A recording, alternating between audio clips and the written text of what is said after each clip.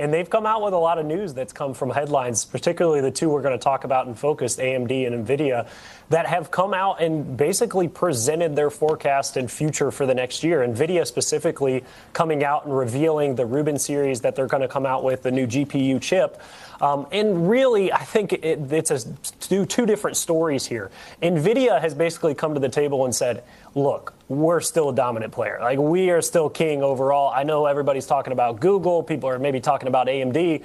No, we're still a top dog in the category, and we're going to make sure that we define it that way. And then AMD is, a little bit of a different story. I don't know, the market hasn't loved the approach maybe that they just say, look, everybody's going to need AI. Every possible thing is going to need our chips, and there's a lot of demand out there, and they basically just scattershot it across all the different industries that are going to need AI technology.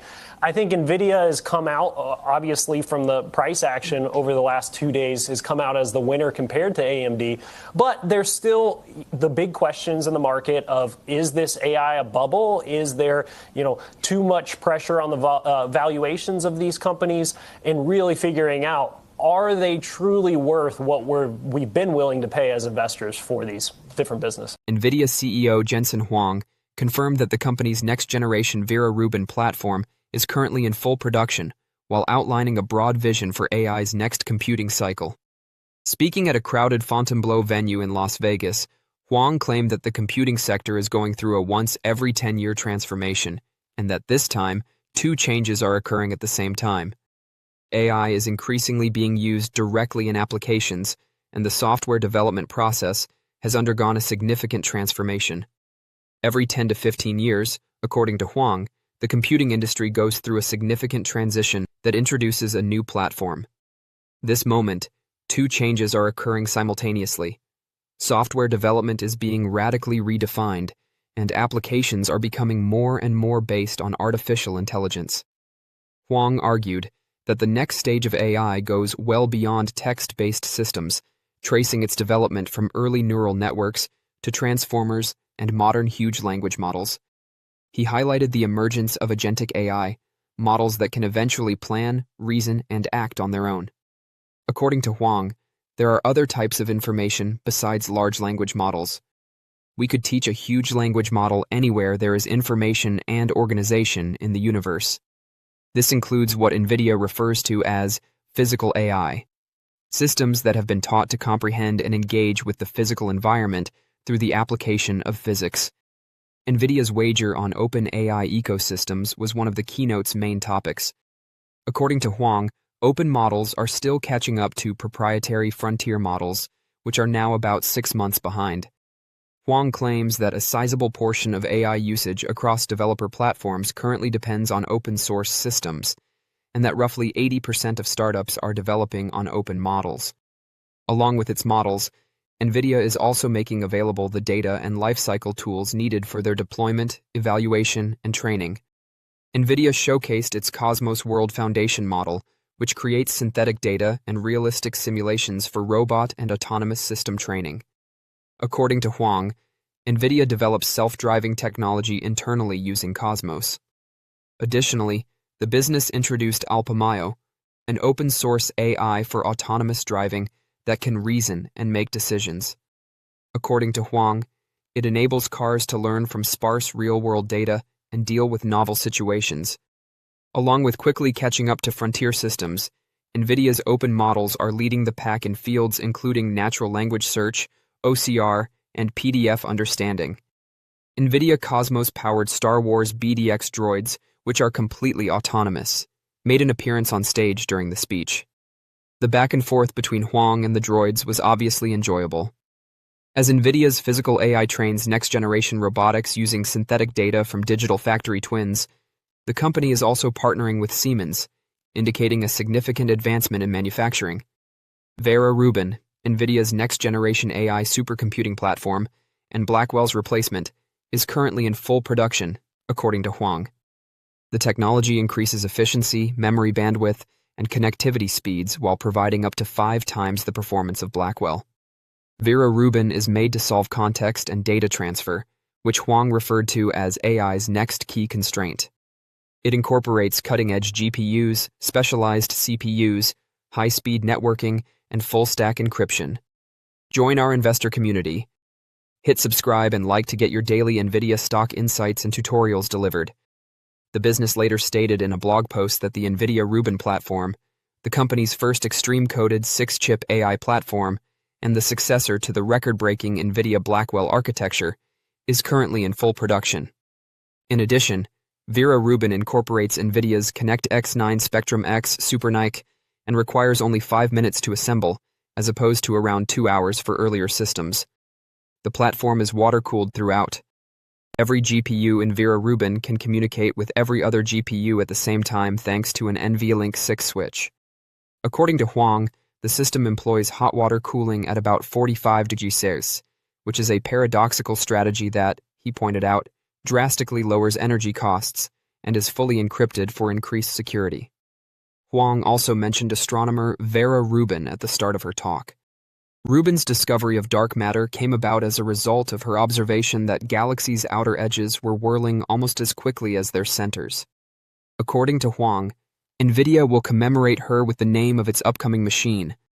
According to 2 persons briefed on the subject, NVIDIA is demanding full upfront payment from Chinese consumers interested in its H200 artificial intelligence chips in order to protect itself against the continued uncertainty surrounding Beijing's acceptance of the shipments. According to the sources, the American chipmaker has implemented exceptionally strict conditions that demand full payment for orders with no way to cancel, request a refund, or alter specifications once they are placed. One of the individuals stated that in certain situations, clients can offer asset collateral or business insurance in lieu of cash payment. The individual stated that although advance payment obligations were previously part of NVIDIA's usual conditions for Chinese clients, they were occasionally permitted to make a deposit instead of paying in full upfront. However, the individual added that the corporation has been more stringent in maintaining restrictions for the H200 because it is unclear whether Chinese regulators would approve the shipments. Since the material is confidential, both individuals talked under the condition of anonymity. There have been no prior reports of the increased enforcement of the policy. At the time this video was made, neither NVIDIA nor China's industry ministry had responded to demands for comment. According to a Reuters article from last month, Chinese IT businesses have ordered more than 2 million H200 chips, which cost about $27,000 apiece. This is more than NVIDIA's 700,000 chips in stock.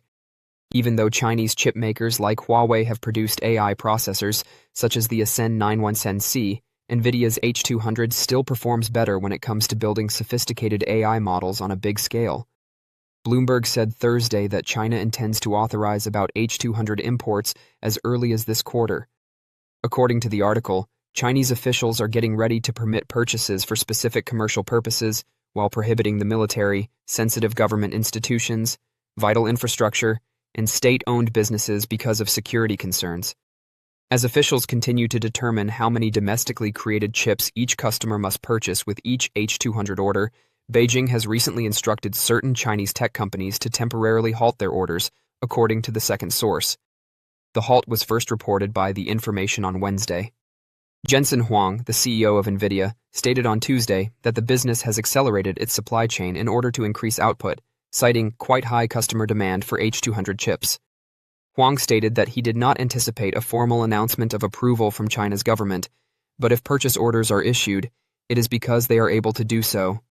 The stringent payment restrictions highlight the difficult balancing act NVIDIA must do as it tries to take advantage of the growing demand in China while negotiating regulatory uncertainty in both nations. President Donald Trump overturned the Biden administration's ban on exporting sophisticated AI chips to China last month, permitting H200 shipments with a 25% fee to be paid to the U.S. government. In the past, NVIDIA has been burnt. After the Trump administration abruptly blocked it from selling the H20 chip, which was formerly the most potent device it could offer in China, it wrote down $5.5 billion in inventory last year. China has since prohibited H20 exports, even though the United States has overturned that ruling. However, the H200's payment mechanism essentially shifts financial risk from NVIDIA to its clients, who have to invest money without knowing if Beijing will accept the chip imports or whether they will be able to implement the technology as intended. The H200 is seen by Chinese internet behemoths like ByteDance and others as a major improvement over chips that are currently on the market. The now blocked H20 chip, which Nvidia had created especially for the Chinese market, performs about 6 times as well as the H200, which is now the company's second most powerful CPU. The first batch of H200 chips is anticipated to arrive before the Lunar New Year break in mid-February, according to a Reuters report from last month. Nvidia intends to fulfill initial orders from current stock. According to Reuters last week, the corporation has contacted Taiwan's semiconductor manufacturer Count, a contract chip maker, about increasing H200 production to satisfy Chinese demand. More manufacture is anticipated to start in the second quarter of 2026. It is difficult for Nvidia to add more capacity at a time when it is competing with firms like Alphabet's Google for advanced chip-making production capacity at TSMC, in addition to switching from its most powerful chip, Blackwell, to the even more sophisticated Rubin. Don't forget to share your thoughts and experiences in the comments below. Your input helps create a more knowledgeable community where we can all learn and grow together in the world of investing. Stay up to date with the latest market trends, insights, and key updates by subscribing to Investing Tutorial. We're here to help you make smarter investment decisions and stay ahead of the curve. As far as what your key takeaways are, obviously AI, the big story. We're not just gadgets now, almost signaling a shift in direction here. What are some of the major themes that you're noticing? So, Molly, this show's fantastic. It's huge. We're across multiple hotels and convention centers and conference centers.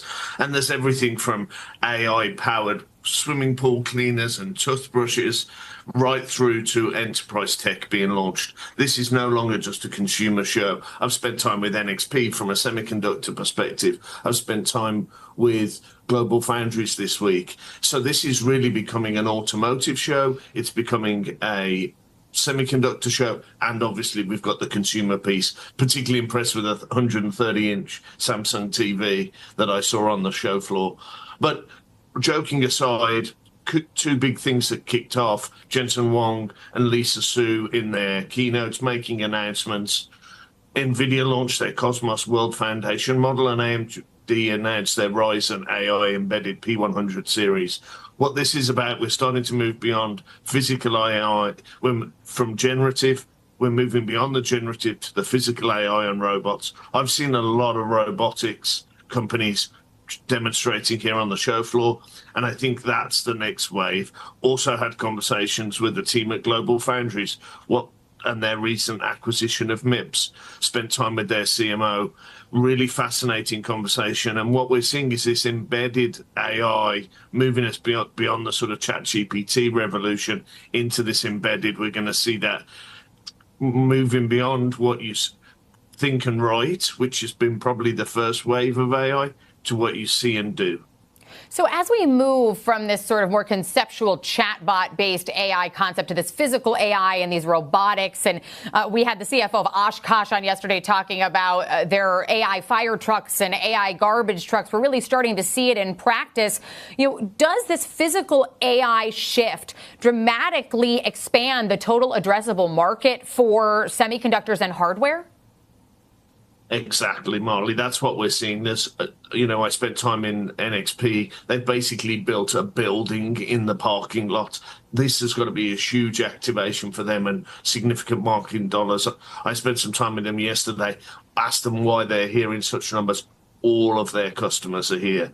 All of those people who are embedding AI. I spent time with Enphase, the guys who were competing with Tesla for solar panels build-outs. Fascinating stories. So for the semiconductor guys, this is a TAM expansion. And I think from translating what we're seeing on the ground here at CES with a tech perspective into what the traders and people who watch this show, the key takeaway is Jensen's here. I saw him twice on keynote stages in the last 48 hours.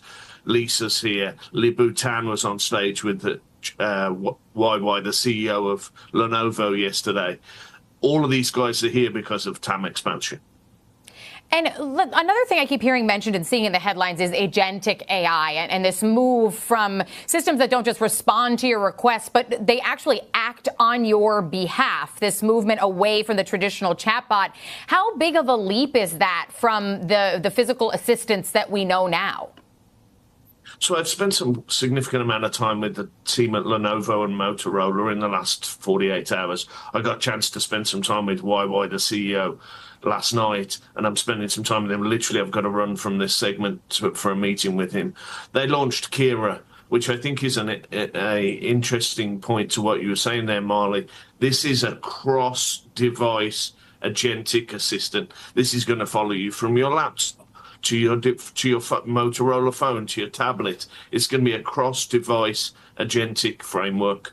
And I think that's what we're going to see now.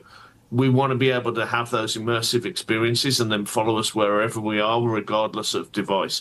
The other thing that I took away from the session and time I spent with Lenovo, they launched 3 new servers yesterday, 2 with Intel, 1 with AMD, focusing in on the inference market. So we've been talking about these large language models for the last 2 years. We've been talking about training. What we're seeing now is a pivot to inference. So I think Nvidia was in there, AMD was in there, Intel was in there. Again, going back to this TAM expansion point, we're going to see that inference move. One of those servers was an edge server that Lenovo launched. And I think that's crucial because you're going to see that in retail, you're going to see that in healthcare, you're going to see that in smart manufacturing. As this AI moves into prime time and moves into mass adoption, I think this is going to be TAM expansion for those semiconductors, but that pulls through the rest of the market.